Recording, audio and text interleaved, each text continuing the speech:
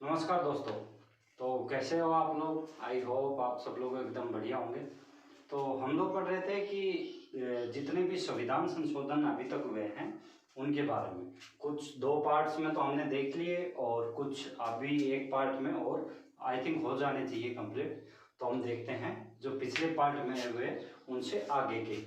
आज का अपना पहला संविधान संशोधन है 92वां संविधान संशोधन अधिनियम। 92वां जो संविधान संशोधन अधिनियम है 92 वाला 92 संविधान संशोधन अधिनियम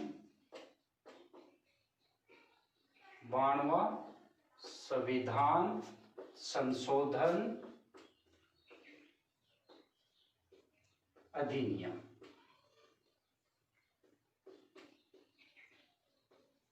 ये आता है 2003 में।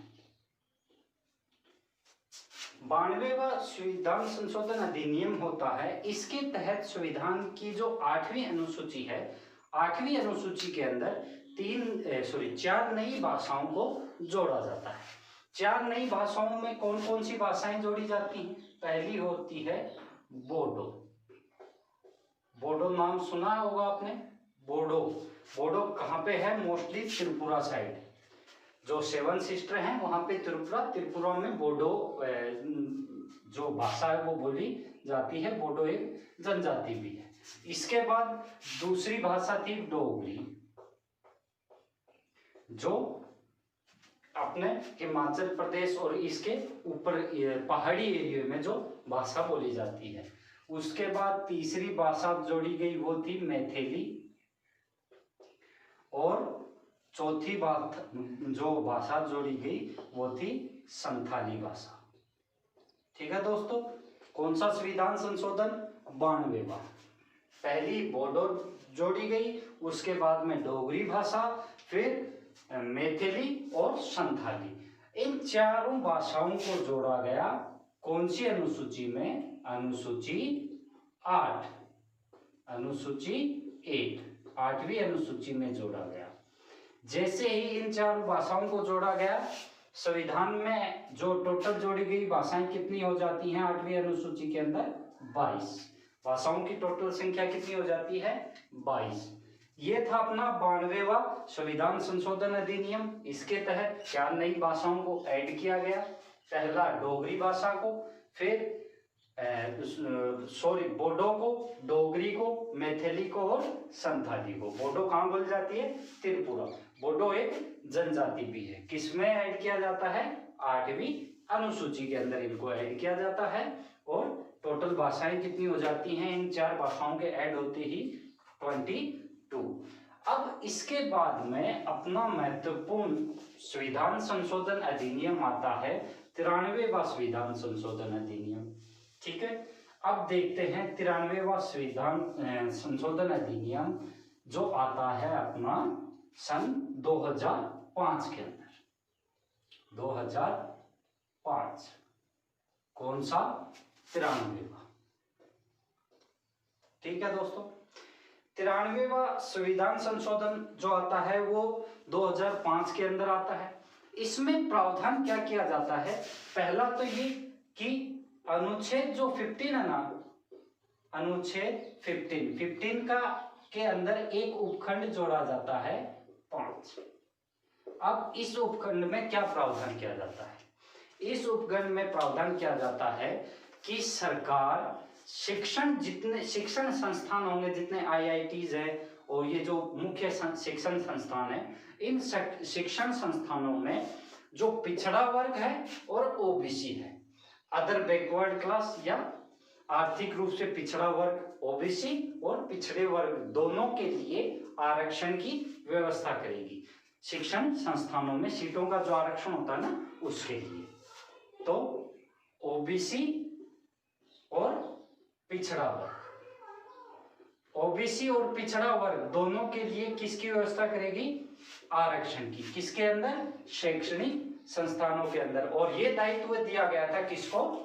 सरकार को। ठीक है, 93वां संविधान संशोधन अधिनियम 2005 के अंदर आता है। इसके अंदर क्या किया जाता है कि जो अनुच्छेद 15 है उसके अंदर एक नया उपखंड जोड़ा जाता है, उपखंड नंबर 5। तो उसमें व्यवस्था की जाती है कि सरकार का दायित्व होगा कि वो भारत में जितने ये शिक्षण संस्थान हैं सरकार द्वारा संचालित, उन सभी के अंदर ओबीसी और पिछड़ा वर्ग के लिए विशेष आरक्षण का प्रावधान करेगी। ठीक है दोस्तों। इसके बाद में अगला मुख्य संविधान संशोधन अधिनियम आता है 94वां संविधान संशोधन अधिनियम। और ये आता कब है? सन 2006 के अंदर 94वां संविधान संशोधन अधिनियम, और आता कब है? 2006। 6 से क्या बनेगा? छत्तीसगढ़।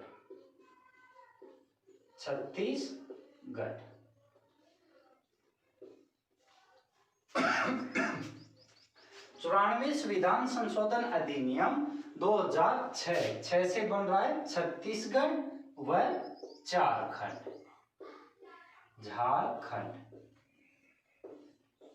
तो 94वें संविधान संशोधन अधिनियम 2006 द्वारा, याद रखने का तरीका 6 आ रहा है 2006, तो छत्तीसगढ़ और झारखंड, इसमें व्यवस्था की गई, प्रावधान किया गया कि छत्तीसगढ़ और झारखंड के लिए एक जनजातीय मंत्री की नियुक्ति की जाएगी।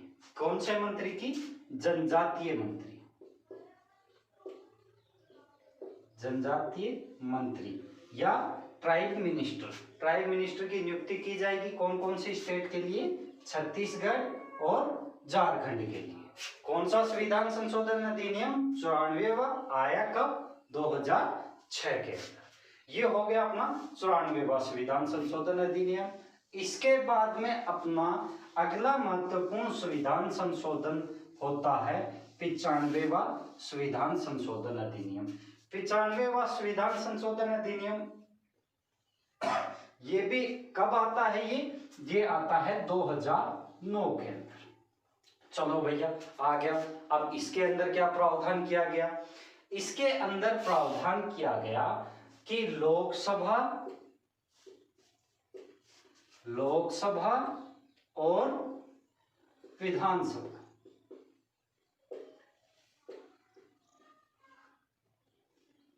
लोकसभा और विधानसभा, इन दोनों के अंदर अनुसूचित जातियों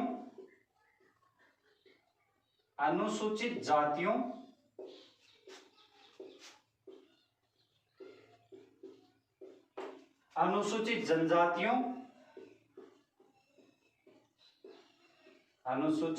जनजातियों, तथा आंग्ल समुदाय या आंग्ल इंडियंस,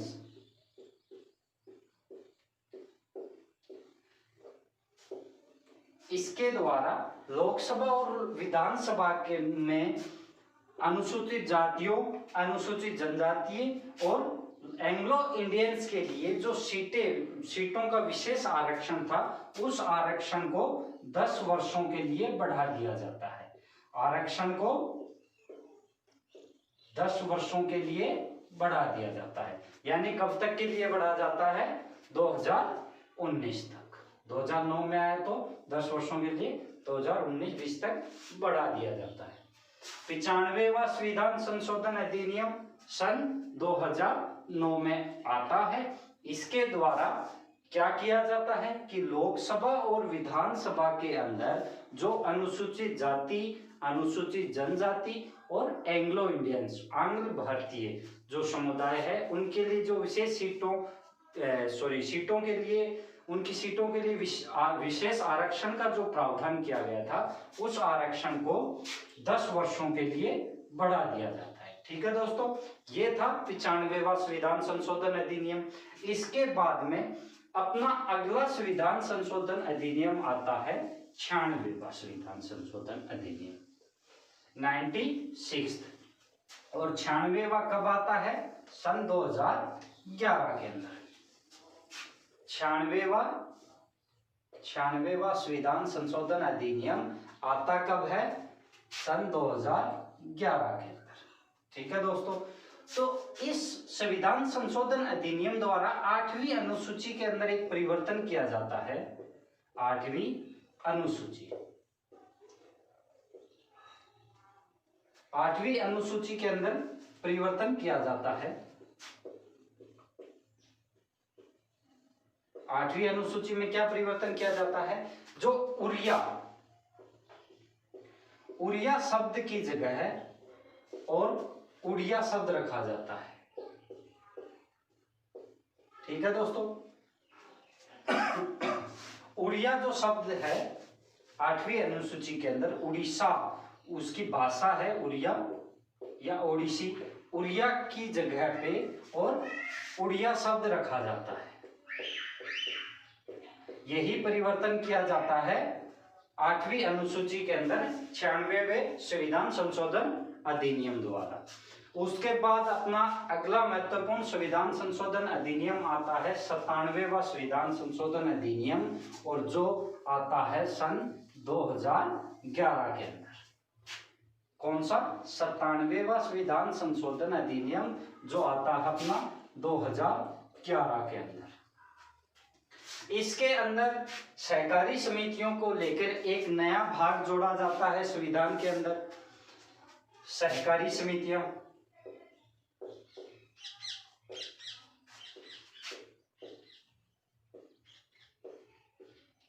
सहकारी समितियों का एक अलग से भाग जोड़ा जाता है, भाग 9, तथा भाग 9 के अंदर अनुच्छेद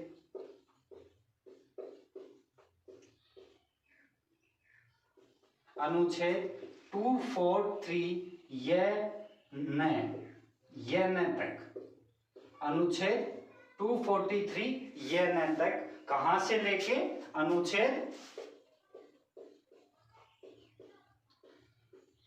243 ये जैसे लेके अनुच्छेद 243 ये न तक, नल वाला न, अनुच्छेद जोड़े जाते हैं।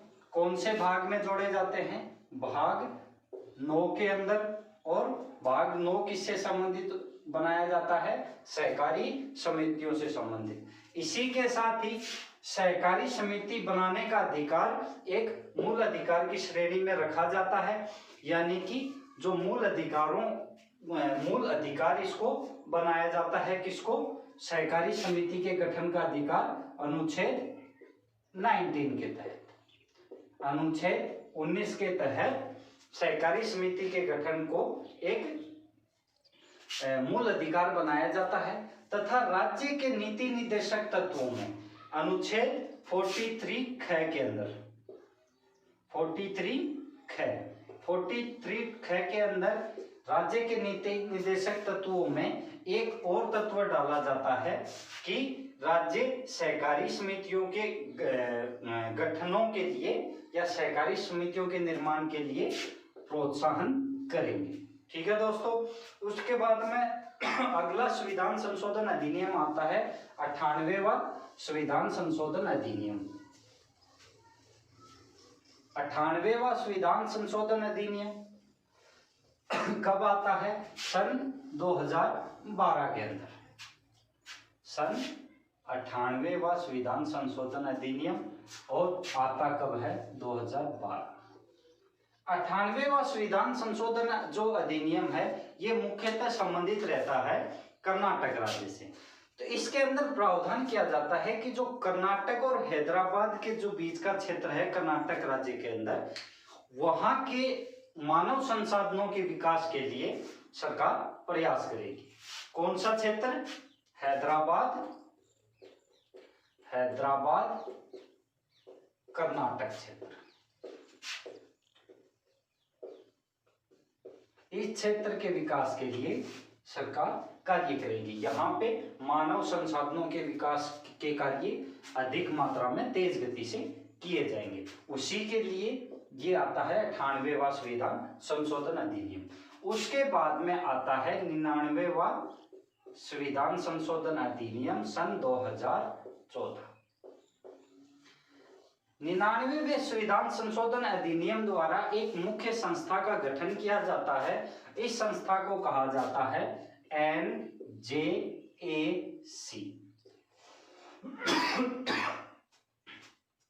NJAC का गठन किया जाता है। NJAC क्या होती है? NJAC होती है राष्ट्रीय न्यायिक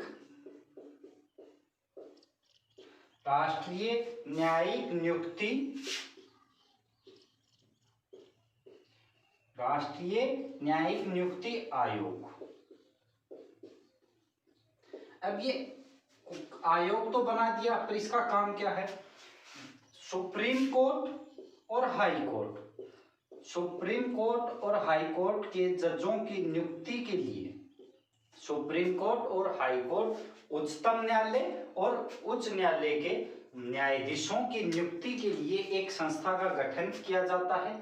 ठीक है, नेशनल जुडिशियल अपॉइंटमेंट कमीशन। ठीक है, राष्ट्रीय न्यायिक नियुक्ति आयोग का गठन किया जाता है, जो क्या करेगा? सुप्रीम कोर्ट और हाई कोर्ट के जो न्यायाधीश होंगे उनकी नियुक्ति करेगा। पर सन 2015 के अंदर सुप्रीम कोर्ट ने इसको असंवैधानिक करार करते हुए इस संस्था को खत्म कर दिया। NJAC की समाप्ति हो जाती है। तो दोस्तों, कॉलेजियम प्रणाली के तहत जो पहले चली आ रही थी प्रणाली, कॉलेजियम प्रणाली यानी वरीयता के आधार पर पहले नियुक्ति होती थी, वही अभी अपनाई जा रही है। तो ये दोस्तों अपने थे 99 तक संविधान संशोधन अधिनियम। अब इसके बाद 101वां संविधान संशोधन अधिनियम, 102 और 103, ये अभी रिसेंटली हुए संविधान संशोधन है। तो इनके बारे में डिटेल में हम मिलते हैं एक अलग वीडियो में। ठीक है।